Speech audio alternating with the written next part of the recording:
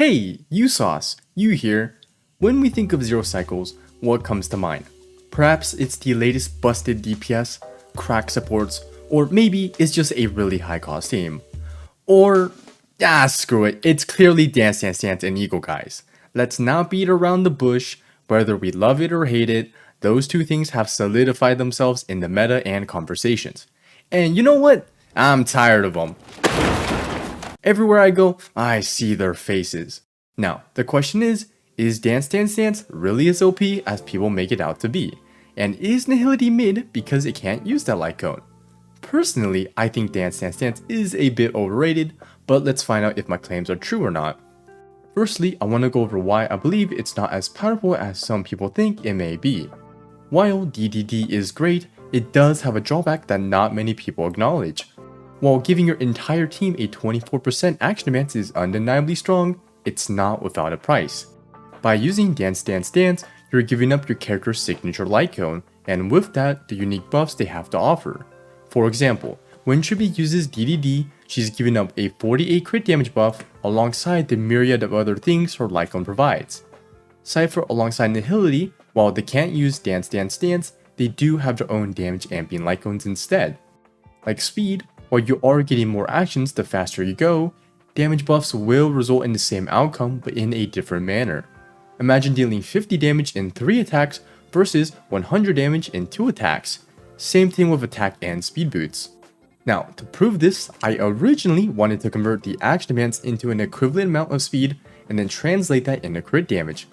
But because the speed stat is a bit inconsistent in a sense, we can't directly link speed into action value, and thus action advance. Instead, I had to use Asagi's website, which thankfully calculates multiple cycles. So let's look at the results for these two teams. The first is an Acheron team, which should be a decent standard of a team which is not fully abusing Trivia's potential. Here, the Dance Dance Dance scenario has everyone dealing less damage than the signature would. And in this particular scenario, Acheron, Hyson, and Tribi only got one additional attack in, which isn't really significant. That alongside with no light cone buff made the damage a bit less. Not to mention Tribi's personal damage took a massive hit. The second team is with Thurda, who in theory should maximize the Dance Dance Dance due to the nature of the team. Here, we can see Herta's own damage being increased by a good bit due to her getting 2 additional skills and 1 ult. However, when looking at Anaxa, who got another normal, skill, and ult, the Dance Dance Dance damage is still below Tribi's signature in a 6 cycle rotation. And looking at Tribi's damage again, it got absolutely cooked. While this of course isn't definite proof, as it will vary case by case, we can still come to the conclusion that there is a decent damage loss when using Dance Dance Dance, as we are not getting the buff that the signature light cones provide. This is made up with the extra turns we may potentially get from Dance Dance Dance though. Now, when looking at the data, you may be wondering, why are there hardly any extra actions? Shouldn't DDD in theory generate a lot more actions?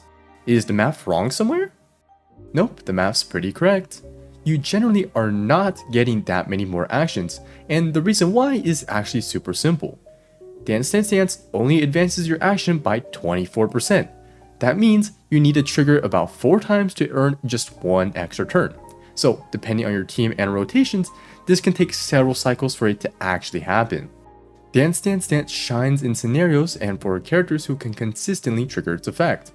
But in a typical scenario where ults are more spaced out, signature light cones will provide more consistent and often higher overall value.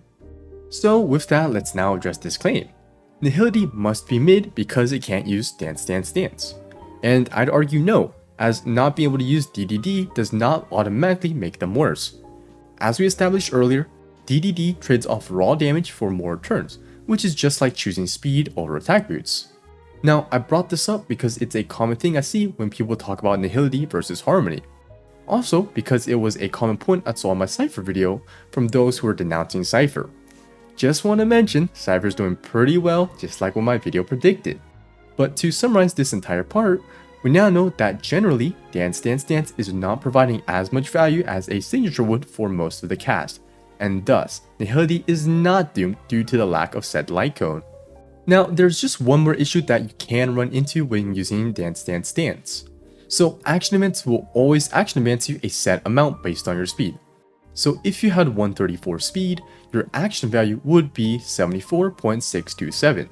So if you use Dance Dance Dance, which takes away 24%, it would remove 17.9 action value. What's great is that whether you use it early or a bit later, it would still take away the same amount. However, if you use it too late and you action advance yourself right before your turn or during your turn, DDD will not be doing much at all. Now, this is a lot more common than you'd think and can happen for a variety of reasons, whether it's due to poor speed tuning, gaining too much energy, or just skill issues. You won't always be getting the full value from the light cone. So with these points, is Dance Dance Dance actually a fraud? Is it actually mid? Well, we still got a lot of the video left, so clearly the story hasn't quite been concluded yet. As such, let's talk about the actual strengths of Dance Dance Dance. The first draw is that while you generally don't get more damage in total throughout a run, using DDD can potentially give you a massive boost in damage due to getting an extra turn at the right time, generally right before cycle ends. That single action can be the difference between clearing a wave and getting stalled into the next one. This is why when you see a 0 cycle clear and it looks like the team is absolutely cooked, but you remember the title did say 0 cycle, and then boom, they press the win button and get their second chance. So while Dance Dance Dance sounds powerful on paper, in practice, the value of it is much more subtle and timing dependent than most people assume. It's not some magical turn generator, but rather a tool that can create clutch moments, but only when your team is built to capitalize on them. The second thing is that you can now break certain thresholds which allow you to run something like attack boots. For this part, I'll just be using the 0th cycle to keep things simple. Let's say you had 134 speed via speed boots, and as such, you'll get 2 turns during the 0th cycle. By using Dance Dance Dance and getting 1 proc, nothing changes. The Dance Dance Dance quite literally did nothing at all for the 0th cycle. It's like you got a massive speed boost for 1 turn, but because you aren't anywhere close to that 200 speed, you're just not getting that third action. Now, if you happen to be using attack boots at 118 speed and get the same Dance Dance Dance, well, now you get the same 2 actions as speed boots, but now you get an extra 43% attack for 2 attacks, which by the way is really good. So if you're not really building around these 2 main strengths, like timing the extra turn to hit a breakpoint, or to enable builds like attack boots, then you're not really getting the full value of using Dance Dance Dance. And in those cases, your character's signature light cone would be the overall better choice. I just want to add, you can also skip certain boss mechanics with action advance, but it's a lot more situational. Also, there may be other things that Dance Dance Dance can do that I'm just forgetting, but I believe these 2 things are the most important. Now, another draw for DDD is that it offers very high skill expression. By using the right units and putting yourself in the right scenario, or just getting lucky, you can abuse the light cone to perform much better than any signature light cone would allow you to. It rewards you for proper planning and gameplay, which is really awesome that a 4-star light cone can even allow for all this. So now that we know why Dance Dance Dance isn't all powerful and how it can be very strong, let's talk about when it's legitimately OP. That being a situation where you can spam it. And I don't mean tribute level spam, because that's amateur. I mean spam. Let's take a look at the footage in the background. Here we can see my Harmony Trailblazer caster ult. That's 1 proc. Then with E2 Fugue, I also get another Dance Dance Dance proc. Wait, Trailblazer's ult is already back? Fast forwarding a little bit, we can see some pretty crazy energy regeneration. As we can see, this is peak DDD spam, and when you can get the max value from said light cone. This is of course an extreme outlier, but something to mention regardless. So yeah, now you know my stance with Dance Dance Dance. But what about Eagle? Does it have the same drawbacks as Dance Dance Dance? No, it does not.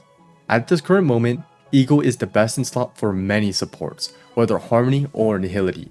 Even if it's not their best in slot, they can still use it. Now, why is this the case? Well, it will come down to a few factors. For Nihility, it's generally much more important for units to go more for a higher debuff uptime. And the second reason is that relics don't really buff that much at this point. Unlike light cones, which generally buff the DPS or the entire team, relics currently mostly buff the target units. Yes, there are exceptions such as the Sacerdos or Watchmaker set, but these buffing relics really aren't that common at this moment.